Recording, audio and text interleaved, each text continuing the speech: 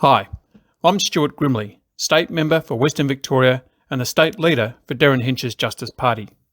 I'm an Armstrong Creek local and have previously been involved with the Armstrong United Football Club. I know how badly all clubs within the region, and all players for that matter, have missed playing since the COVID crisis. As your local Member of Parliament, I have a passion for justice. I've been working towards bail, parole and sentencing reform, family violence prevention, protecting victims over perpetrators, mental health support, establishing a public child sex offender register, and animal justice. As a regional MP, I'm strongly committed to stand up for regional and rural communities in the Parliament and represent Western Victoria issues to the best of my ability. If you have any state or local issues, I encourage you to contact my office on 5218 5001 or visit my electorate office at 1 of 15 Pearl Street in Torquay. You can also find me on social media. I'm looking forward to kicking more goals in the next 2 years. Funded by the parliamentary budget. Good evening and a very warm welcome to you wherever you may be. Thank you very, very much for joining us on this Monday evening. It's episode 60 of the Geelong Region Soccer Show. And it is going to be an absolute good one tonight. It is going to be a brilliant one. And my name is Tonci Prusak. I'll be with you over the next hour or so tonight. A big thank you to Stuart Grimley, MP, the member for the Western Victoria Region State member for tonight's episode sponsorship. And his nominated club, the feature club that will be featured later this evening is Armstrong United FC. It's time now to welcome to the show my co-host, Steve Curtin. Steve, what a weekend it was in football. It sure was, mate. We've seen a lot of goals. We've got a lot of action to get through tonight. But how was your weekend, mate? Did you have a good one? Yeah, it was a fantastic weekend. Look, I just love these weekends. I'll tell you what, starts off with Friday night and watching the NPL games and the live streams, and then continues. I went out and watched a little bit of live football on Saturday, and then again on Sunday as well. Mother's Day, happy Mother's Day to all the soccer mums out there. Apart from having football back, this is absolutely awesome. How good has the weather been? How good has the weather been? Oh, it's been good. We've had some really nice, mild mornings. I was out Sunday morning, and it was the weather was fantastic at the same time as the juniors would have been kicking the dew off the grass, and couldn't get better weather, really. I think it's about to turn now, maybe, but don't speak too soon. Happy with this. A mild May so far, so good news. Don't speak too soon. Don't speak too soon. Yeah, but this weekend will change now that we've said this, mate. It's going to happen. Yeah. Now, guys, we've got so much to get through, but it is so important these days to support, the media, because we don't get that much coverage. The Geelong Advertiser started lifting its game, and Steve, I must commend you. You've got a little bit of a cameo on the sideline. Is it called with sideline view with 3.9 with Kevin Hillier? Yeah, tune in to Kev's show, The Sideline View, and we'll be on there every Saturday at 2:30, just previewing some of the games that are about to take place and recapping some of the news from the week, and a quick little snippet there, which goes straight into a quiz if you're all of you trivia buffs out there. So, good program there, The Sideline View on Absolutely. On Bay FM. Yeah, it's brilliant. And look, a big shout out to all the clubs that are doing a great job on their social media pages. The technology these days is just improving so dramatically, and it's almost like a month goes by and something, innovative turns up and pops up. So look, a massive shout out to everyone that is doing so well for whatever reason to promote our great game, our wonderful game. There is so much positive to talk about it. And that's what we are. We're all about being positive and really pushing all the clubs as much as possible, all the local competitions. We're going to get into the news desk very shortly, but show your support. Become a member of the Geelong Region Soccer Show. There's the website, www.patreon.com/Geelong Region Soccer Show. I'd like to a big shout out, big shout out to we've got Stuart Mallon, we've got Joe Pino, Hopefully I'm not going to miss anyone out here. We've got Dale Harris, we've got Colin Drain, we've got Paul Grisbeck, and after last week, Ryan Horrocks as well. To those 6 people, thank you very much. They are members. So for as little as $15 a month, you can be a member of the Geelong Region Soccer Show. Apart from the knowledge that you're helping out an organisation such as this, week in, week out. You also get, during the weekday, a daily news bulletin exclusively to members. So, Steve, we're going to do a little competition tonight.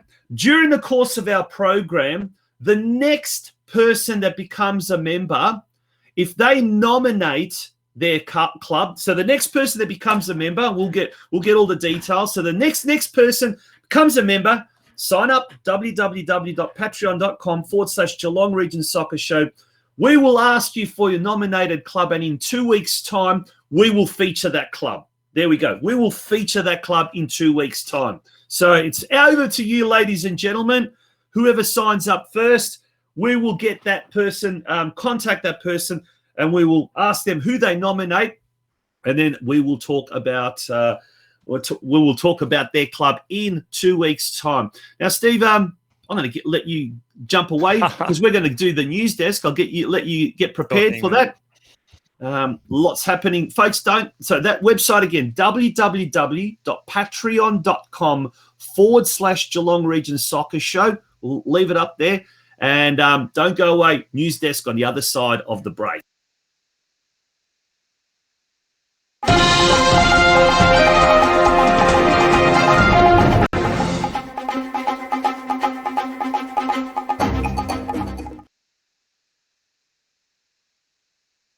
It is Monday, May the 10th, 2021, and here are your Geelong soccer news headlines.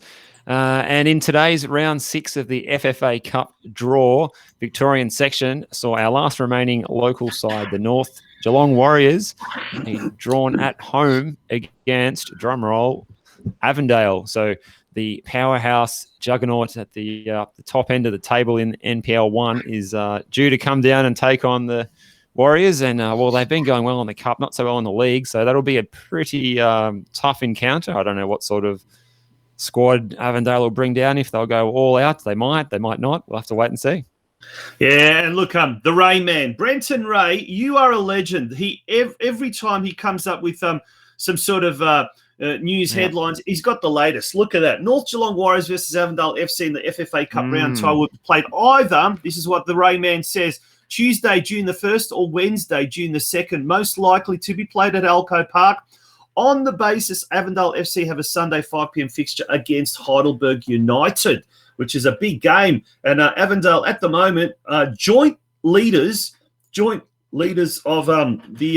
NPL competition. A very, very tough game indeed. Very tough, Steve. We'll quickly go through some of those other games. So it's a round of 16. Once the teams get through this, they'll be basically one game away from national qualification. So Dandenong City hosting Pascoe Vale, Hume City taking on Bentley Greens. The winner of the Oakley Cannons versus Preston Lions game will take on Green Gully. South Melbourne on hosting Eastern Lions. And further on, Steve, you do the rest. Yeah, and the second half of those fixtures, Port Melbourne Sharks against Sydenham Park, Moreland Zebras versus Lang Warren, Monbulk Rangers versus FC Clifton Hill, and North Geelong Warriors versus Avondale. So we've got some clubs there from down to as far down as State 1 to the top NPL. So some interesting contests coming up there. Looking forward to that one. And as you say, only 2 wins to go. So the finish is nigh in terms of getting into that national round. Now, ladies and gentlemen, here's a scoop. North Geelong has got a secret weapon. And the secret weapon is within their coaching ranks. Now, on the weekend, he's the under-20s coach, under-21s coach. He's the coach of the Alco Park Cardinals. On the weekend, Ahmed Sulaimi took over the women's team, I think just temporarily, because the usual coach, Ivan Herzeg, was not available. But he led the women to a 12-0 thumping of, I'm not too sure who the team was that they played. We'll find out a little bit more. Maidstone, Maidstone, yeah. And so I reckon he could be the secret weapon. Ahmed will probably start analysing the opposition as we speak. And, don't fear, Warriors fans. Ahmed's got it all under control. And doesn't he look the part there as well, giving orders on the touchline? Looking $1 million. Absolutely. Yeah. Now, speaking of positive stuff happening around the region, this is the Southwestern Victorian Football Association, basically the Warrnambool League, which I don't know, about 2-3 years ago struggled to have any teams, or only 3 or 4 teams. This is round 2 of the senior men's competition. Let's go through some of these results. These are amazing. Like the league there has expanded so incredibly quickly. Steve, take us through some of those results. Yeah, my pleasure, mate. So there's results from down the road there, our near neighbours or close cousins. Deakin Dragons 0, Portland Panthers 9. How good are these names? Stall Pioneers 1, Port Fairy Plovers. That's excellent. 2-1 winners there, Port Fairy. Hamilton Raiders 1, Warrnambool Rangers 4, and finally Corangamite Lions 2, Warrnambool Wolves 5. Really good to see this happening. It's excellent stuff. Yeah, now Carlos Del Rio, who's I think involved with FC Leopold these days, he hails from Warrnambool and he was involved with the Warrnambool Wolves. The Rangers there played in the Ballarat League for many years. They've come back. Port Fairy Plovers, a new club altogether, but they've got a very interesting history. They do. It goes back over 50 years, doesn't it, mate? As they discovered when they did some research. Yeah. And given the historic nature of the town, a beautiful town it is of Port Fairy, it's no surprise as well, actually. Yeah, and then you got Stall Pioneers, also a club that was only formed, I think, last year, if it wasn't for or maybe it might have been 2 years ago. And Portland Panthers, I mean, geez, talk about road trips. Some of those road trips, amazing. You'd have to really get in the car and drive for a couple of hours. But anyway, there's the ladder after round 2. The Portland Panthers on top, Warrnambool Rangers followed by Warrnambool Wolves, and then the Port Fairy Plovers. They have all recorded 6 points from a possible 6 points. So they've got a 100% record there. There we've got Stall, Corangamite, Hamilton, and then Deakin Dragons as well further to that. But brilliant to see that sort of stuff happening. Mate, there's another good program that's happening around Geelong, and it involves men losing weight. Tell us more. Yeah, so we got Man v Fat Soccer that happens out at the Leisure Time Sports Precinct there in Anarchy Road, and there's an opportunity for you to register to become a part of the upcoming, is it a new season or competition, would you say? Yeah, in a couple of weeks' time, a new season starts, so that's going to be happening very, very shortly, yeah. And I'm hearing very positive things as well. People are getting out and just doing their physical and mental health some a really good favour. So fantastic to see this happening. Using out the sport we love as a vehicle to improve health outcomes is really something that we should celebrate even more than we do. Absolutely. So that website again, www.manvfatSoccer.com.au/Geelong.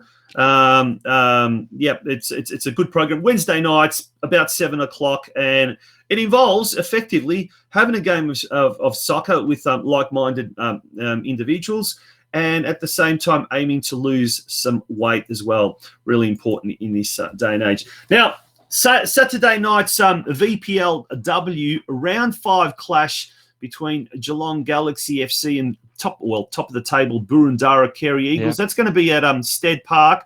But mate, you're going to be involved in this in a direct way. 7:45 p.m. kickoff.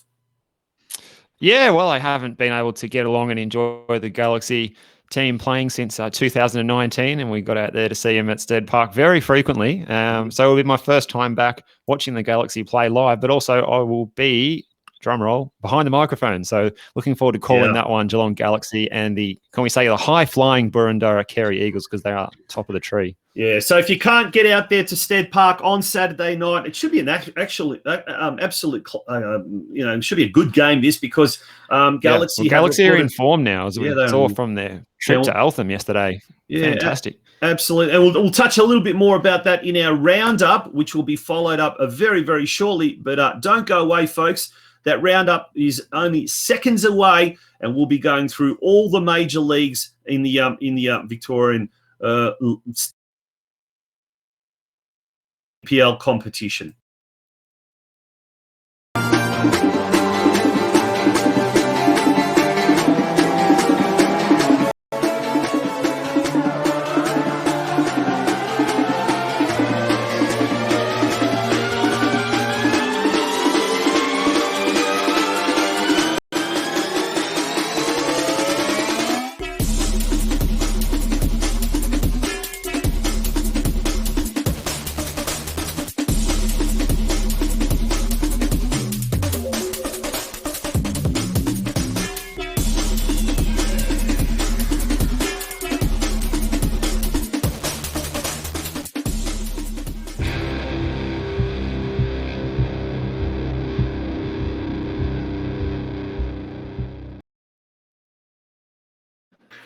Welcome back to the Geelong Region Soccer Show. It's episode 60. Big thank you to Stuart Grimley MP, who's sponsoring this week's program. Really appreciate all the support, folks. And tonight's featured club will be none other than Armstrong United FC. But in the meantime, we've got a lot of results to get through. Steve, let's take it away with the first one. All right, let's crack into it, mate. So NPL 2, North Geelong Warriors hosting Pascoe Vale took place on Saturday afternoon. Wasn't one to remember for North Geelong, going down 5-1. The only goal for the hosts was by Ryan Opperman. And for Pascoe Vale, I saw Hakim Al-Arabi listed on the score sheet with 4 goals, which is not bad for a defender. So we wish him well, and good to see him out playing again. But not such good news for our local side in that one. And you can see the table there. That leaves North Geelong down in 9th place, don't you? Yeah, look, Oppie there scored the first goal of the game, mind you, in the 11th minute. And things were going along really well for the Warriors in the opening 15 minutes. But then everything just sort of seemed to fall apart. Hatsa Giorgio scored in the 37th. But then, as you mentioned, El Arabi, he scored 4 second-half goals. And the end result is, well, not a very pretty picture for the Warriors. But as we can see, they've now slipped kind of to a fourth last position. So look, a must-win game coming up this Sunday. But if you ever wanted a tougher game on a Sunday evening, mind you, at 5:30 p.m. kickoff, it's going to be this weekend when they take on Kingston City at the Grange Reserve in Clayton South, Steve. Yeah, Kingston. Well, we know if there's one thing we know about them, they love to play under lights, often on Monday nights. And I suspect, given the distance required for North Geelong to travel, they might have allowed this one to take place at 5:30 on Sunday instead, rather than Monday night. But still, yeah, very tough opposition there, given that they are second on the table behind the runaway leaders there, Brunswick City. Oh yeah, absolutely. Now moving along to NPL 3 the end competition. NPL 3, and Geelong went to play Ballarat at Moorshead Park on Saturday and came away with the 3 points in a thriller. Goals for Anthony Trajkowski and a 92nd minute late winner to Jake Butler gave Geelong the 3 points and a happy trip back up the Midland Highway from Ballarat there, Tonci. So yeah, good news. Mate, if you want to see scenes of jubilation, go on the Geelong Soccer Club Facebook page. Definitely. And oh wow, like it was just jubilation, pandemonium. Call it what you want to call it, but great to see. And Geelong now shoot up to 5th position there on the ladder. So they're doing really well. Now we're not sure. We don't know what the score of the late Melbourne City played Whittlesea Rangers late yesterday evening. Not sure what the score of that particular game was. I think it was a draw. I think it was a draw, if I'm not mistaken, which means Geelong slipped to 6th and Melbourne City jump up to 5th spot. So this weekend's game on Saturday, it's going to be round 8 clash at Stead Park at 5:30. Geelong taking on Melbourne City. What a game that's going to be. Absolute. That's going to be a really good game. So tell you what, you want to get out there. Yeah, it's going to be a humdinger. I'd recommend getting down there and watching that game and sticking around for the Galaxy game afterwards.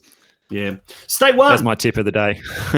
State 1. Let's check out the fortunes of Corio. So they hosted the bottom side, Fitzroy City, and a Billy Argios penalty was converted, but it wasn't enough to avoid defeat as Fitzroy City won 2-1 against Corio there. So not the result Corio wanted. So they'll need to do a bit of work this week to make a amends for that. Yeah, it was a must-win game. They really had to win that game. Unfortunately, they didn't. Tough game for Corio awaits this Saturday afternoon when they travel to McIver Reserve to take on 4th place Yarraville Glory. Have they got a chance there, Steve? They'd need everything to go their way as the way things are going at the moment. Yarraville looking pretty good from some of the footage I've seen so far this season. So what do you think? It's going to be a tough one. Going to be a tough one. And, yeah, look. Never know, mate. You never know. So we could get a surprise. Oh, look, I wish him well. I really do. But we always knew that it was going to be a tough competition, a tough division. Yep. But it's just proving to be exactly that. And, look, when you've got players like Darcy Rapper out for the season, who was such a key player across the middle, we just hope that, something clicks, and we do not want to see any of the Geelong teams in that, the bottom two, that relegation zone. So hopefully Corio can pick themselves up on Saturday. Now moving along to State League 2 competition. Yep. State League 2. State 2. So Geelong Rangers hosted Altona East Phoenix and came away with a point each. Those two sides, with Ed North scoring the goal for Rangers there on Saturday afternoon in a match that was a double header with their local league women's team playing straight afterwards. Yeah. And on the table there, they are in 10th place there, according to the table there, so after 7 rounds.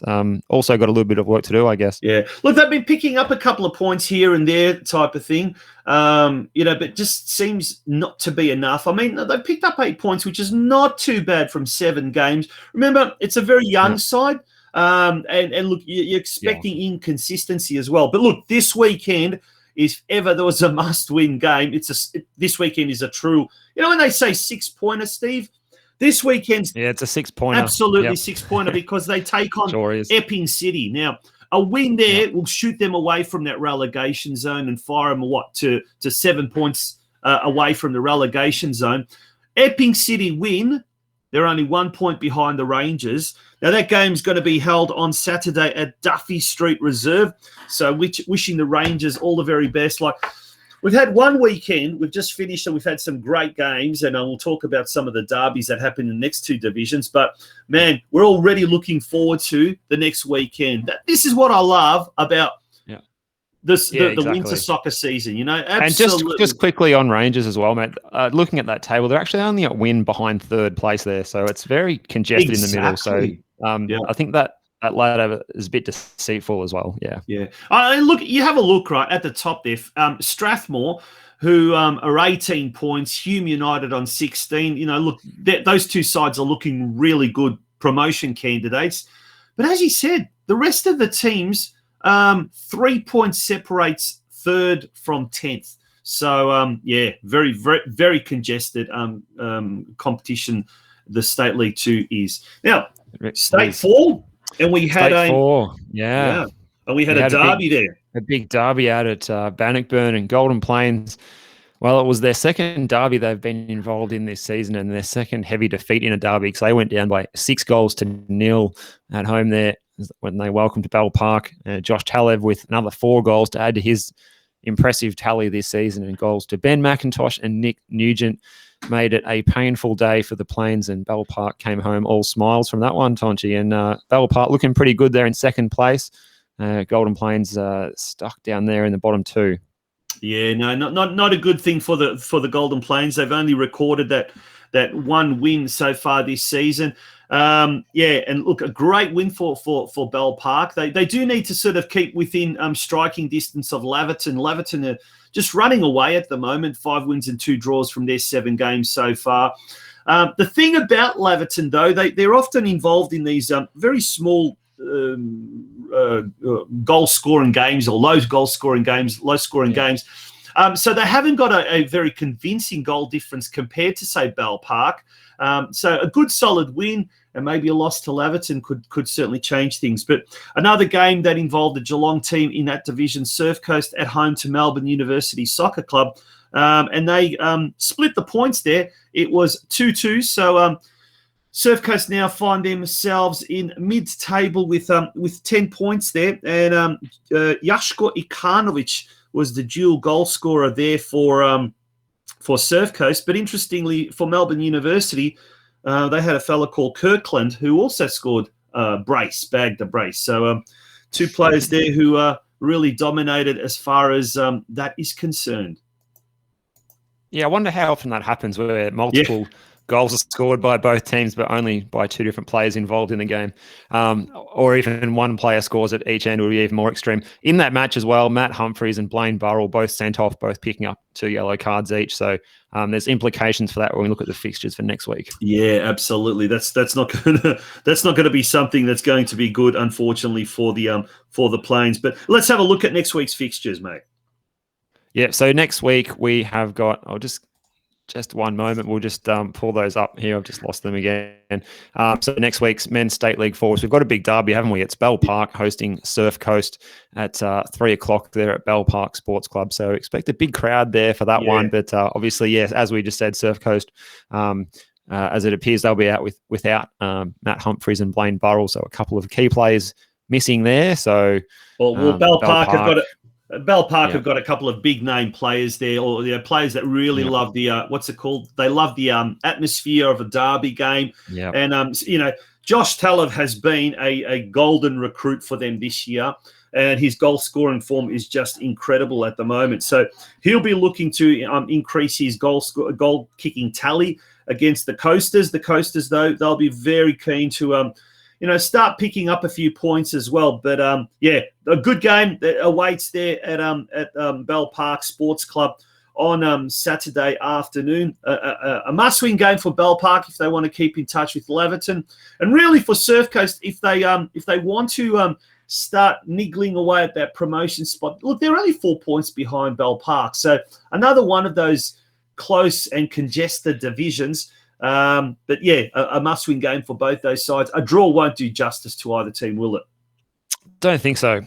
No. So looking forward to that one, though. So we'll move on to State 5 now. And we had another big derby in State 5 as well, as Lara hosted Barwon in what was a thrilling game. Lara took the lead with goals from Lachlan Lazarich and Sam Volk before Barwon came storming back with Oakley Balboni scoring before Milton Bailey scored a penalty and then a 91st minute winner. So pandemonium there for the travelling Barwon contingent at Lara as they got the 3 points over their local rivals, Lara. Yeah. In other games that involved Geelong clubs, Deakin Ducks travelled to Keilor Wolves and have taken a point off the Keilor Wolves. That was a very, very good result for the league, actually, because the Keilor Wolves were really threatening to totally run away with it. Well done to the Ducks. They took a point off the Keilor Wolves there on the Saturday night down at Green Gully Reserve. But I tell you what, Lara really missed a gilt-edged opportunity to move to within 1 point of Keilor. Yeah. And they really must be kicking themselves, not only just for losing to Barwon, to the rivals, the local rivals, but also for losing, I guess that opportunity to go to within 1 point of the Wolves. But nonetheless, it is what it is. Surfside Waves, they also did well, and they recorded a victory at home against West Point, and the score there, Steve, I think was 3-2 at Shell Road Reserve. Well done to the Waves. They managed their second win of the season and their second win since joining the State League competition. Stuart Manley with a double and Louis McClelland with a single there, getting them over the line. So a great result for Surfside, getting their second win of the season. Well done to everyone at Surfside. Now, they've got a big game next week when they travel up to Ballarat to Tricado Park. When they take on Ballarat SC. So it's 9th versus 10th. Another win here will catapult them further up the ladder.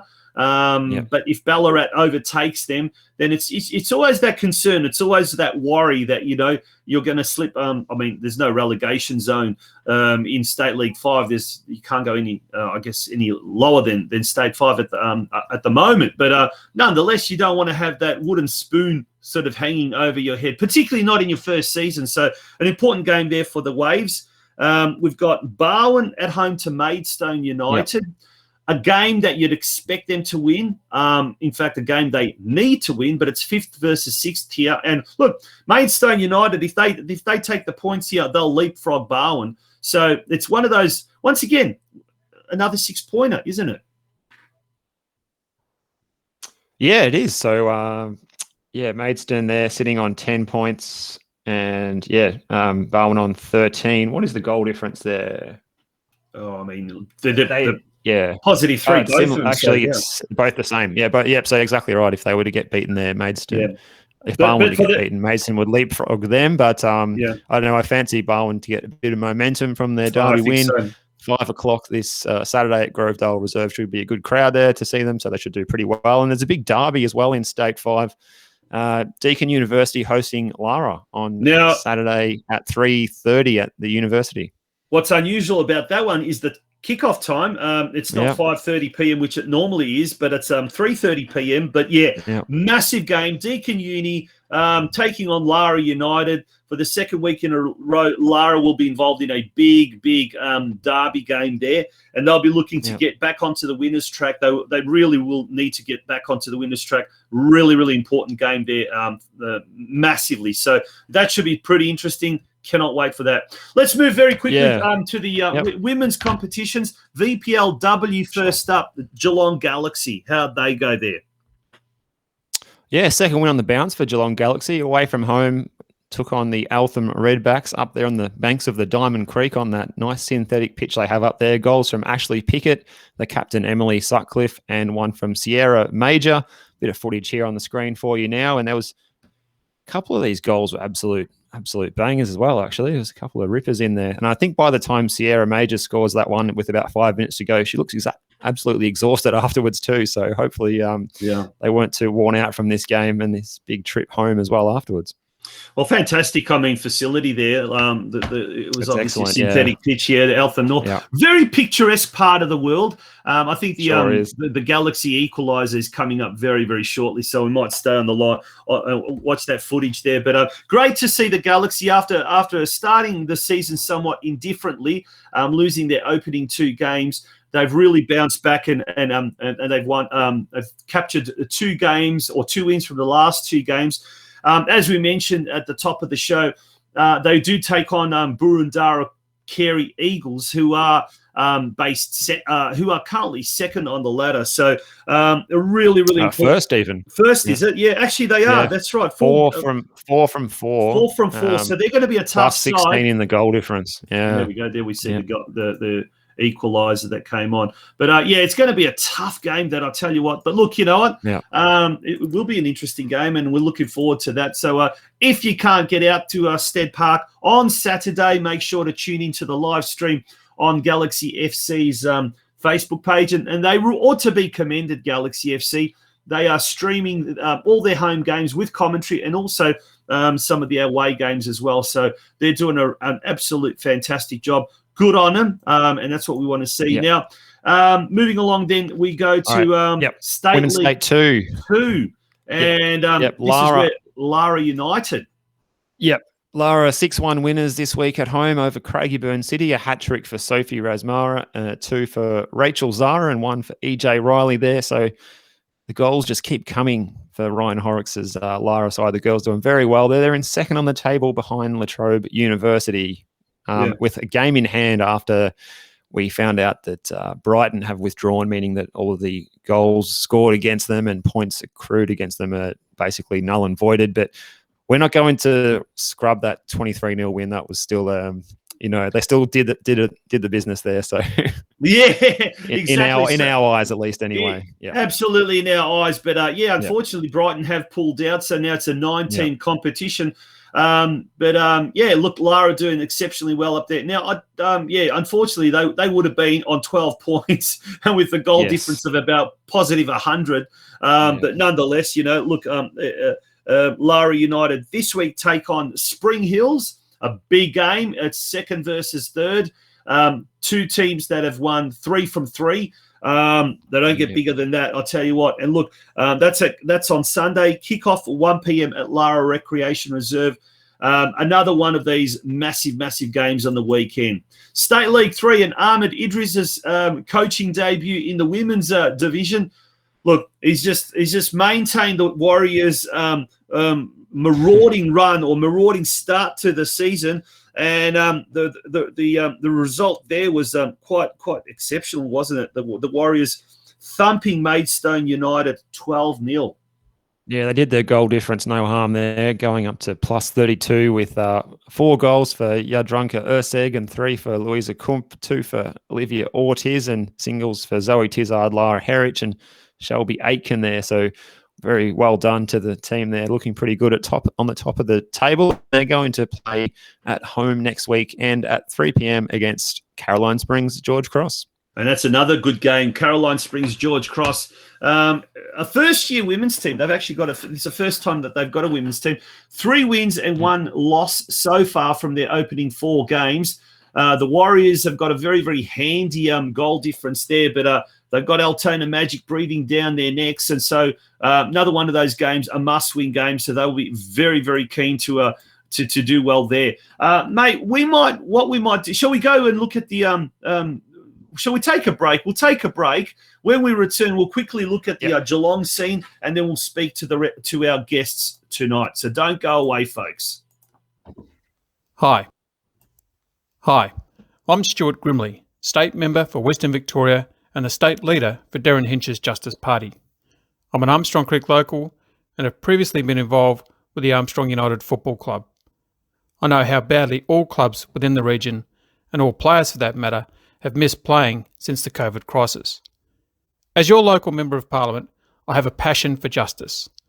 I've been working towards bail, parole and sentencing reform, family violence prevention, protecting victims over perpetrators, mental health support, establishing a public child sex offender register, and animal justice. As a regional MP, I'm strongly committed to stand up for regional and rural communities in the Parliament and represent Western Victoria issues to the best of my ability. If you have any state or local issues, I encourage you to contact my office on 5218 5001 or visit my electorate office at 1 of 15 Pearl Street in Torquay. You can also find me on social media. I'm looking forward to kicking more goals in the next 2 years. Funded by the parliamentary budget. Welcome back to the Geelong Region Soccer Show. It is episode 60 and tonight's featured club, the club in focus for tonight's show, Steve, will be the Pelicans, the Armstrong United Football Club. Before we do that, show your support, become a member of the Geelong Region Soccer Show. There's the website, www.patreon.com/Geelong Region Soccer Show. We are doing a membership drive tonight. The person that becomes our next member for as little as $15 a month or as much as $25 a month, they will be able to allocate their or they will be able to nominate their club. And in 2 weeks' time, we will feature that club. And it doesn't matter if it's a club that's already been featured. That's not a problem because there's so many local stories to be told, Steve. And even within the one club, there's that many stories to be told. So it's an awesome opportunity to get your club front and center, isn't it? That's right. Don't miss out, guys. Yeah. Now let's moving along to our to the local Geelong scene. Let's look at the results. Firstly, on the Saturday, let's look at the women's competition. Okay, so you'll see on your screen now the results from Saturday, and we'll start at the top there. Deakin Ducks Gold 0, Drysdale 3. Armstrong United 2, Geelong Rangers 7, Barwon Heads 0, North Geelong Warriors 12, Deakin Ducks Black 2 and Geelong 2. So a draw there. FC Leopold 0, Surf Coast 3. And we don't have a result because I'm not sure if this game took place. No, it's postponed. Yeah, it's been postponed. I think to sometime in June. Corai Bay was not able to field a team on the weekend. There's the ladder, folks. Geelong Soccer Club doing very well. I think it's a Geelong and Bell Park hybrid team because a lot of ex-Bell Park players have moved over to Stead Park. Yeah, they dropped their first points on the weekend with that 2-2 draw against Deakin Ducks Black. So a pretty good result for the Ducks there, actually, in that one. Absolutely. Drysdale, a traditional powerhouse of the local competition on 10 points. Yeah. Rangers women. So that's our senior women. So that's the Geelong Rangers senior team. 3 wins from 3 games. The other team is the Geelong Rangers. It's a second team or a development squad, however you like to call it. Surf Coast, Barwon, and North Geelong Warriors making up the top 6, followed by Leopold, Deakin Ducks Black, Rangers have only played one game and have won that. Corio Bay have played 3 games, so they've got a game in hand. And then we've got Armstrong United, Deakin Ducks, and Barwon Heads. Now, let's go quickly through the fixtures. Yep, so coming up this weekend in the women's, we start on Friday night with Barwon and Armstrong United at Grovedale Reserve. That's at 7 p.m. Then on Saturday, Drysdale versus Deakin Ducks Black at Drysdale Sporting Precinct at 1 p.m. At 1:30 p.m. at Banyuwarri at Surf Coast and Geelong Rangers. Also at 1:30 p.m, Barwon Heads versus Deakin Ducks Gold at Barwon Heads Village Park. And at 5 p.m, the late game there, Geelong Rangers Senior Women versus the high-flying Geelong, while North Geelong Warriors, FC Leopold and Cryo Bay will all put their feet up and have a week off. How good will that Geelong Rangers versus Geelong game be up at Myers Reserve? Turning our attention now to the blokes and the men's competition, the Division 1 of the men's competition, Steve. Yep, so we started on Friday night, Alco Park Cardinals, 3-1 winners over Drysdale, Barwon 5-3 winners over FC Leopold, Cryo Bay going down 2-1 against Geelong Rangers, and Bell Park, that strong Bell Park Sunday League team getting the win 2-1 over Surf Coast, while Armstrong United had the bye. There is the points table there. Barwon with the game in hand, they're on top, ahead of Bell Park on goal difference. Yeah, Barwon doing really well. A game in hand and still, 100% record there. Bell Park fielding a pretty experienced squad there, and Alco Park Cardinals as well. Like, they've got a very good, so with a lot of players who have had state league experience, Surf Coast as well, making up the top 4 there, followed by Leopold, FC Leopold, Drysdale, Geelong Rangers, Armstrong United, and Corio Bay Gold on the bottom. Looking at the fixtures ahead for this weekend, Steve. Yeah, so the big one taking place on Thursday, if that is correct, that's what the website has told me. If anyone can confirm that that's true, please put it in the comments. Yes, it is true. It is actually true. It is true. Yep. Yep. Is this a first? Is this a first? The first time we've had a Thursday night game in the Sunday League. I think it's a catch-up game, and I think it was basically said, well, let's have it on a training night. So Thursday night being a normal training night. And Barwon hosting that at Grovedale Reserve on Thursday night against the Alco Park Cardinals. Good game. That's going to be a top game, that one. It will be. First versus third, if I correctly saw the ladder before. And maybe it could become a thing. Thursday night games might become, a hit. It could be. And I'll tell you what, we're talking about a big weekend of football coming up. It starts on Thursday night, Steve. We can't wait for Thursday. We're making it start on Thursday night. We just need a Wednesday night game, a midweek game. I tell you what. Watch your space with the FFA Cup in a couple of weeks, perhaps. Absolutely. I don't know about you, but I cannot get enough of local community football, and thank goodness it's back. It's great to have that back. Then there's going to be a bit of a break. So I was going to say there's going to be a bit of a break, and then Sunday we've got 3 games there. Yep, Surf Coast hosting Drysdale at Banyuwarri, that match at 3 o'clock. Also at 3 o'clock, FC Leopold versus Corio Bay Estuary Reserve, while at Myers Reserve, Geelong Rangers host Armstrong United, while Bell Park has the bye. Yeah, fantastic. So, look, a lot of football action coming your way this weekend. And speaking of lots of football action, it's great to see what is happening down Pelican Park Way. The ground affectionately known as Armstrong Creek Sporting Centre, or actually its exact name we'll find out very, very shortly. Armstrong Creek Sporting Ovals, I believe. Yeah, Oval. because because we've got our first guest on the line. Well, he's just about to make his first appearance of the night. He's the senior team captain, the senior men's team captain, and he joins us live from Armstrong Creek. Dale Choppa Walker, mate. Dale, great to have you on the program. Welcome to the Geelong Region Soccer Show. Thanks, James. Thanks for having me. Now, first up, you were appointed the coach of the senior men's team last year, but obviously there was no competition last year. So you've had an opportunity to really have a nice long pre-season and now prepare the boys for their inaugural season in the men's Division 1 competition of the local league. How's it all going? Fairly well so far. We're a fairly new side. Obviously, Armstrong being such a new area we have a lot of new players. I think about 2/3 of our first team are new to the club this year. So it's still taken a little while to gel and get that combination going well, but we'll get there. But it's been such a monumental rise up the ranks, hasn't it? I mean, starting off in Division 3 a few years back and then getting promoted to Division 2 and then also stepping up to Division 1. It must be a credit to guys like Mick Parker, the president there, and even Stuart Grimley, who's our sponsor for tonight, the inaugural secretary of the club. But there's so many. It seems to me like it's a club that, yes, it's one of the newest clubs in the region, but it's also a club that's also building a very positive culture down at Pelican Park. Yeah, absolutely. The fact they've got the right people like Mike and Lucas and plenty of the other committee members in the right spots has really driven that culture. And obviously, myself as coach, it's now my job to lead that on. So, now, Dale, thanks again for joining us, mate. Steve here.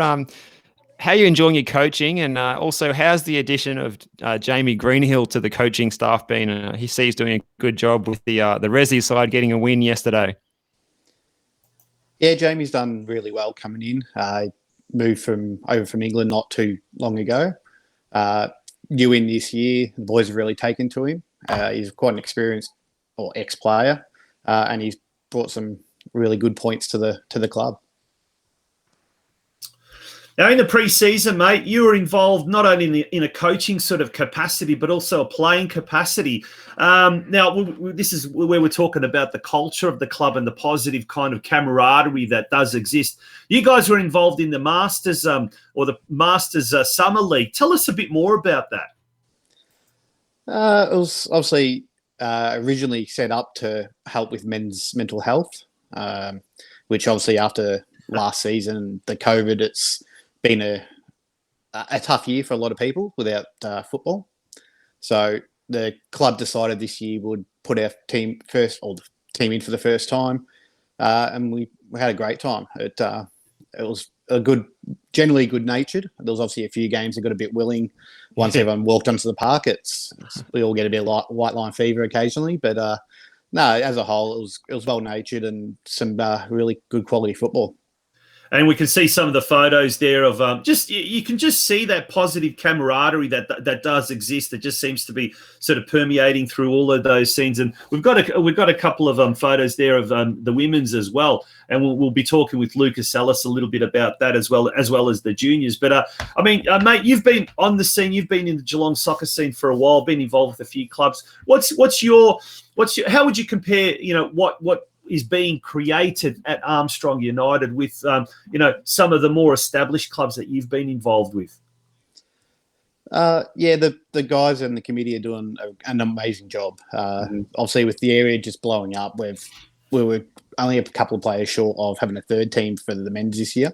Wow. So we possibly could have really pushed it, but then we could have been short later in the year. So we didn't want to end up playing games against 7 and jeopardising other teams' chances when it comes to finals and stuff like that. But yeah, the area's just growing. It's going nuts. The juniors are on a Thursday night. There's just that many kids there. It's not funny. Now, most of these people, are they new to the region? Are they new to the sport, or a bit of both? A bit of both. I think a lot of the kids are new to the sport, but a lot of the adults have played. There's a lot of ex-English players came over. They've moved to Australia. They just want to be part of something. It's a way to become part of a community and just play a bit of football and have a bit of fun at the same time. Yeah. Now, Dale, as Tonci mentioned before about something about how the club is brand new, is that something that attracted you to the club initially? It's exciting, it's new, you're developing your own culture, you've got an opportunity to set the tone for the future of the club. Is that something that attracted you and excites you, and how do you see that going? Yeah, absolutely. When I got the phone call from Lucas and had a chat with himself and Mike, the vision they had for the club really attracted me to it. I felt the possibility to go lead a culture and set the club up to have a good future really did excite me, and that's generally why I did go to Armstrong. Yeah. Now, mate, we'll give a little bit of a plug to what Armstrong United offer, but compared to some of the other, like I said, existing clubs, I suppose, around the region, the facilities are absolutely fantastic. Now, we know we affectionately refer to as Pelican Park. What is its actual name? You might need to ask Lucas that one, because as far as I'm aware, it's Pelican Park, and that's just the way it's going to stay. And that's just what it is. Yeah, Armstrong. Yeah, I think it's Armstrong Creek Sports Centre, Sports Precinct, or Have whatever. you got some signs up, Pelican Park, on the front of the club rooms there or anything yet? Not yet, actually. That's a good idea. I might get Mike and Lucas onto that one, and home of the Pelicans. Watch out, Steve Curtin. You might just be approached by Mick Parker to become the marketing manager out there as well. But speaking of marketing, mate, here's a chance to plug one of your major sponsors. Shout out to Plan B Training Solutions. And what are they exactly? So they are the major sponsor for the next 2 seasons, Dale. I believe so, yes. Probably get more information out of Lucas and myself. They are new on this year, so we thank them for that, and we're excited to move forward with them. But yeah, Lucas is probably the man to speak to in regards to what they sort of do. There you go. Well, there's the major sponsor for the next 2 years, and isn't that great to see? I mean, that's probably a sign of a stable club and a club that's very ambitious. Not only do they, most clubs around the region will sign on a major sponsor for that 1 year. This is 2 years. We're talking about 2 seasons. Now, hold that thought, guys. The president has spoken. It is known as the Armstrong Creek Sporting Precinct. Mike Parker joining us in the comments section. Thank you, Mick. Really appreciate that.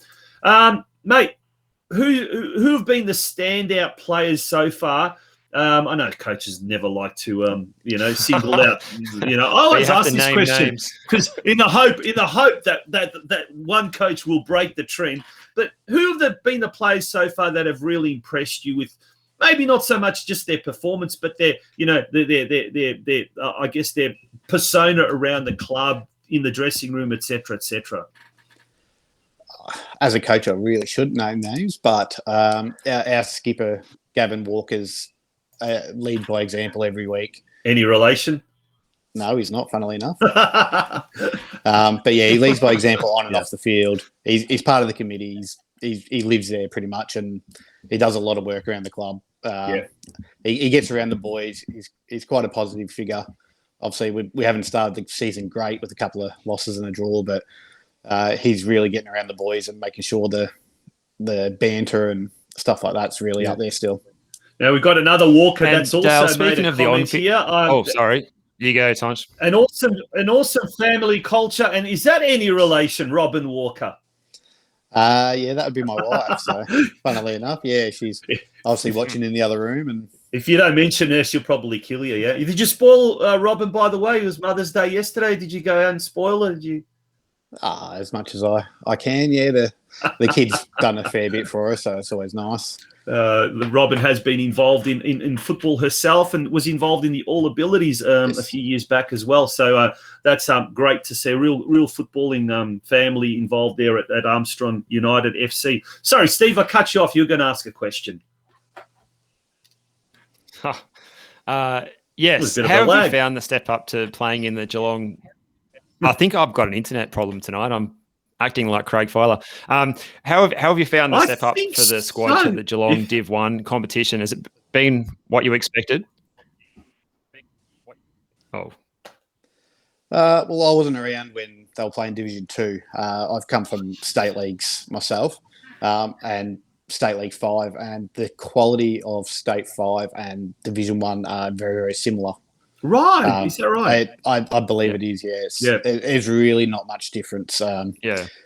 It's some of the big clubs like obviously your Alco Parks and your Barwins are really, really good quality players that could easily make the step up to State 5 or even State 4. A lot of them.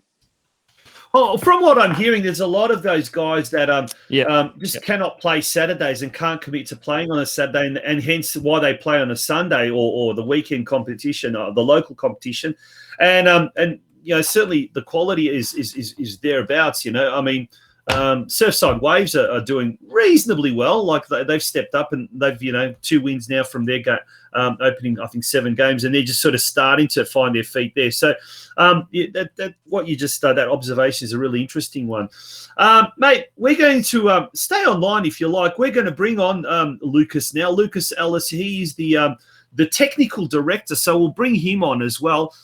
Lucas, welcome to the show, and thank you for joining us here on the Geelong Region Soccer Show. It's your second time that you've joined on. Hello.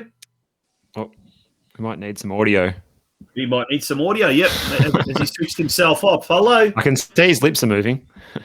He's just muted himself. Here we go. Hello, Lucas, can you hear us? Oh, what's going on? Oh. No, if we keep talking, maybe his audio will start to come through. No, exactly. As we're talking as well. Yeah. We are having... He's looking good there. He's got all these medals hanging up behind him. It looks very good. Memorabilia. I wonder if he can hear us. Can you hear us, Lucas? I think he can, yeah. Yeah, he can hear us, but we can't hear him, unfortunately. Look, what we'll do is we'll get you to log off and then log back on when you've got an so we'll get him to log on and log off again. IT crowd solution and get that working. Yep. Yeah. Now the juniors, Dale, you mentioned the juniors, a big number of juniors. I mean, a couple of years ago, Armstrong, they only had, I think it was about 2 or 3 years ago, they actually started with having like midweek mini-roos like training. There was no teams or anything like that. But what sort of numbers are we looking at as far as the juniors are concerned? Any idea? And please don't say Lucas will answer that one. Well, he can probably answer it better than I can once again. But there's at least, what I can see, at least 6 or 7 mini-roos through the under 7s and 9s and 11s. So it certainly blown up at that area of Geelong. Yeah.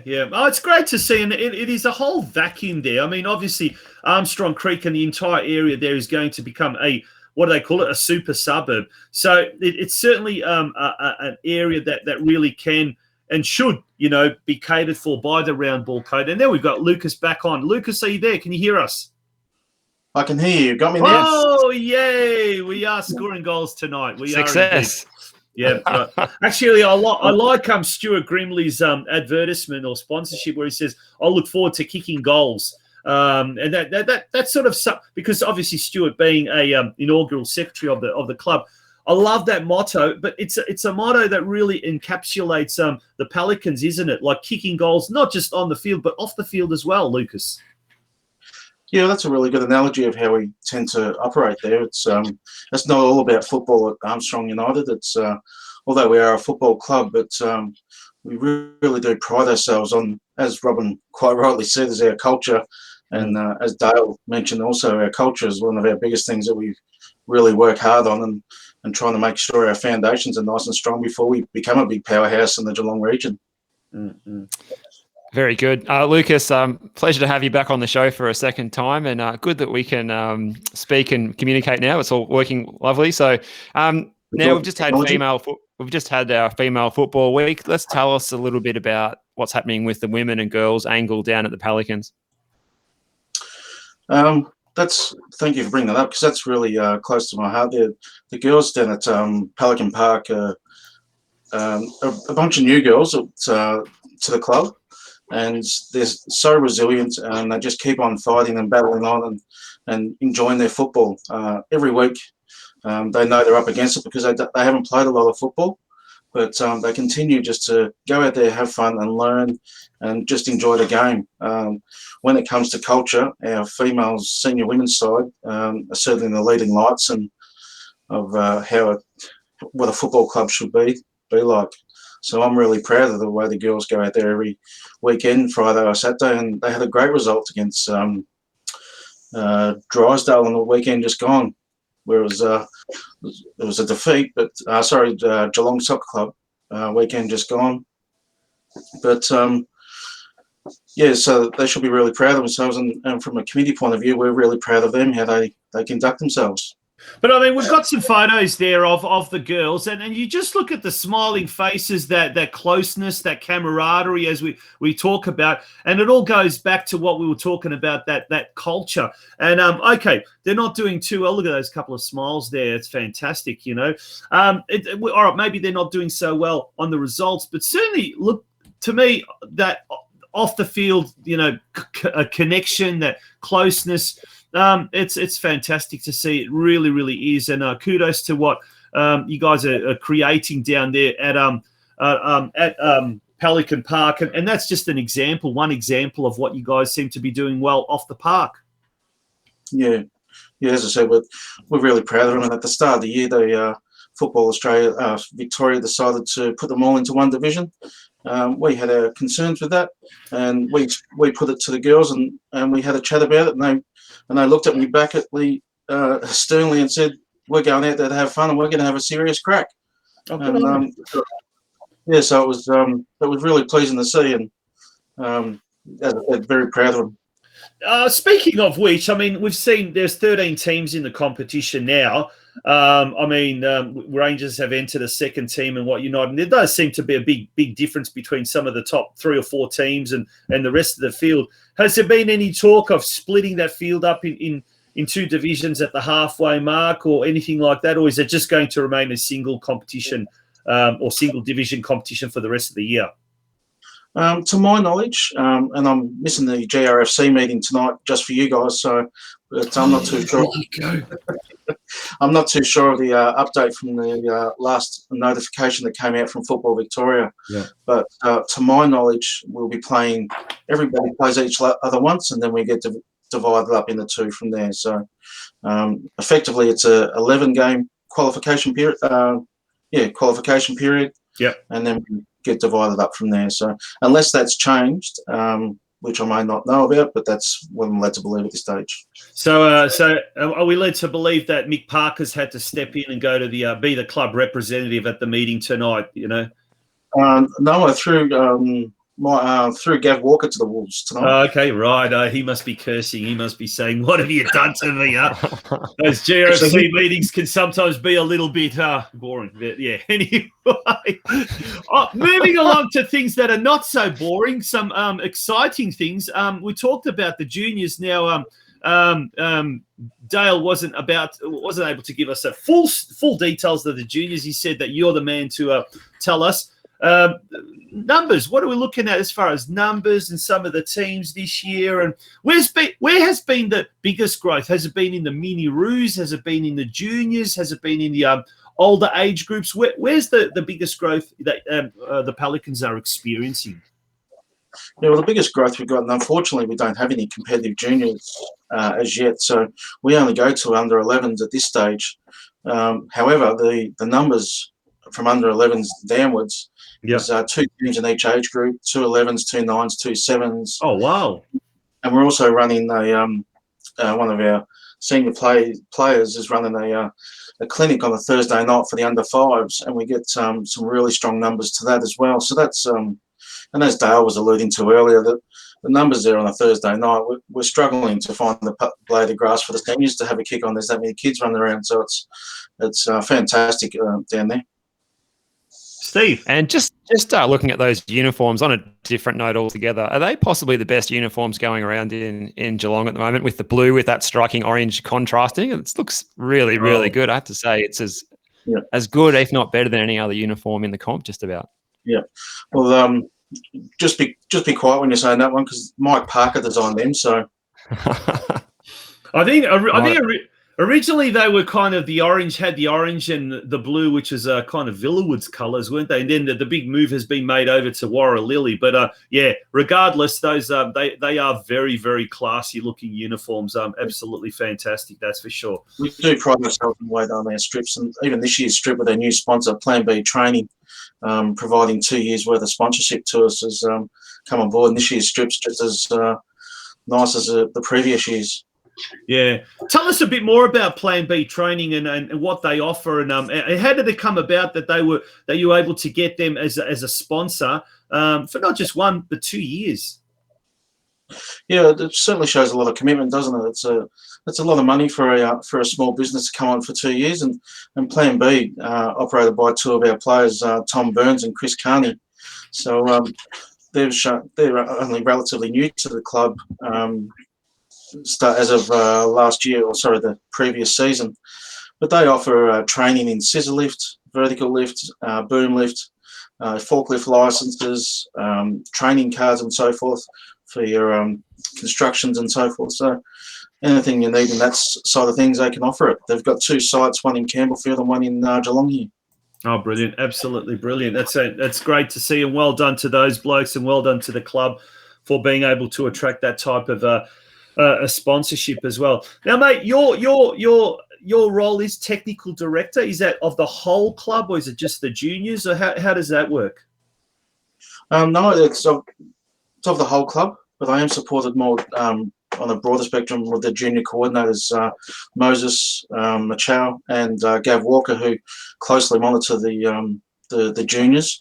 But so I work probably closer with the senior boys, but also have a hand, or so to speak, or help out in the juniors. And with that role, Lucas, what does your week look like? Are you down at the club at most of the training nights? Are you there for the sort of juniors, the seniors, men's, women's? How does that all fit into your calendar? Yeah, it's a pretty good question. I like to give the coaches a bit of not free rein is not the right word, because but the coaches need to put their own flair on the training and so forth, and they don't need anybody just standing there and watching and feel like they're being graded. And that's certainly not what I do by any stretch of the imagination. But I do like to get, and I am a soccer lover by all traits, so I do love being down around the club and being around the boys and having a bit of a laugh and a giggle. But so I do try and find the balance where I'm down there enough to help the guys out and not certainly hinder what they're trying to achieve as well. Now, Dale, we've been talking, Steve and I, about all these 6-pointer games coming up this weekend, games that are, it's a must-win game, basically must-win game. Now, as far as the men's Division 1 team is concerned, you guys coming up against Rangers, Geelong Rangers this weekend on Sunday, 3 p.m. up at Myers Reserve. Now, Geelong Rangers are currently in 7th spot with 4 points, and the Pelicans in 8th spot with 1 point, but a game in hand. This is a big one. This is a big one. Do you know much about the Rangers team? Not particularly. I know they're a fairly young side. I believe it's their under-18 Metro team from the last few years, and they've worked their way through. So they're going to be quite a skillful young team. So obviously, like every other game during the season, if we don't turn up and perform to our best, then we're not going to get the results we desire. So. And you did mention before you come from a State League 5 background, having played for clubs like Lara is one club that you played for. Was there other clubs that you involved with? Were you involved at Rangers or? Yeah, I spent a good 15 years up at Rangers. There you go. Yep. From about under 12s, I think, up through to the seniors. Yeah. Then I went overseas, and after that, once I came back, I went through Lara. Yeah. Now, so obviously coming into the local Geelong region competition and taking the helm of Armstrong United, have you found the players have been really open to wanting to take it to the next level or push themselves, or are they sort of still more in that recreational kind of phase where they're just really there to have a social game of football and just enjoy their football, or is it a combination of both? Real combination. I knew he was going to say that. That's a good answer. Gotta go with cliches. So diplomatic tonight. The boys are out there having fun, and obviously winning games of football helps that along. Yeah. But winning games is not always what it's about. Obviously, it helps, and it's always nice. But just being out there with a bunch of mates, giving it everything you got, enjoying it. Obviously, improving your mental health as well. We all know exercise and being around good people helps with mental health and a few other things. So, yeah, it's, as much as we love winning football games and stuff like that, it's not the be-all and end-all. Yeah, no, absolutely. Good question. Good answer. And good answer. Good question. Good answer, Dale. And Dale, any coaching aspirations for yourself, or is you more focused on enjoying the here and now? I'll just enjoy this year. I'm still learning a lot myself. It's realistically only my third year as a head coach, so I'm still learning a lot about the game from that side of things. When I was playing, I didn't necessarily think about how structures worked and a lot of stuff like that. I just went out and enjoyed it and had fun with it. So to now be on the other side where I've got to think about a lot more of the mental side and the structure side of things, I'm still very new to it. But yeah, I'm just happy where I am for now, and we'll see where we go. Lucas, we've heard from Dale and how his philosophy on coaching and what you're not, but you're a different breed. The technical directors are always a different breed at each club. Do you find yourself having to pull back a little sometimes with what you're trying to implement, or do you generally find the programs that you offer and the assistance you give to the coaches, particularly the mini ruse coaches and some of the mums and dads that put their hand up and say we're going to get involved? Do you find them very receptive to what you're offering them and what you're suggesting to them? Yeah, in particular the junior coaches, I'll take my hat off to them. Geez, I'm full of praise tonight, aren't they? But I know. But is he always like this, Dale? I'll go with yes. Yeah, I'll stick to the diplomatic thing. So positive. Our mini rose coaches this year have come on board, and they're all parents of their boys or girls who are playing on their side, and they don't have a lot of coaching experience. So they're like sponges at the moment. They're sucking up all the information like we can get to them, and they're really doing a great job. So, in answer to your question, do I help out the juniors more than seniors? Well, at the moment, yes, the juniors need a little bit more help, but I'm sure that'll offer as a junior coach to get a little bit more confident. And Lucas, on that side of things, coach education, are you undertaking anything yourself at the moment? Is it something you're pushing for the coaches at the club this year or into the future at the moment? Yeah, definitely. I'm not undertaking anything myself. I'd like to take the next step and maybe go to a B license, but I know that's quite a large step and quite time consuming. However, I would like to do that in the future. For our coaches, yes, it's all about coaching development. I'm a big believer in making sure our coaches are firstly comfortable and confident to be able to be in front of a group, whether it be seniors or juniors, male or female, and secondly, have the skills to teach the game. And we're lucky enough to be able to run some courses over the next couple of weeks for our junior coaches. Brilliant. Now, gents, I don't know how like Dale, do you look after just the senior men's team, or do you look after both men's teams, or does the Division 3 men's team, do they look after themselves? How's that structured? Have they got another coach, or? We both teams train together on a Tuesday, Thursday night. Yep. And then obviously Jamie is our Division 3 match day coach. Yeah. But yeah, we work together. We've got another guy, James, who's quite a well-credentialed coach who helps us out on the Tuesday night as well. And not just the players, but myself and Jamie as well to learn. We're still, like I said, still learning a lot of it ourselves. So yeah, we generally stay together. We pick teams on the Thursday night.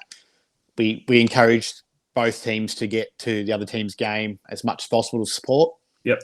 But yeah, Jamie takes care of the Division 3 on match day. Well, let's talk about them.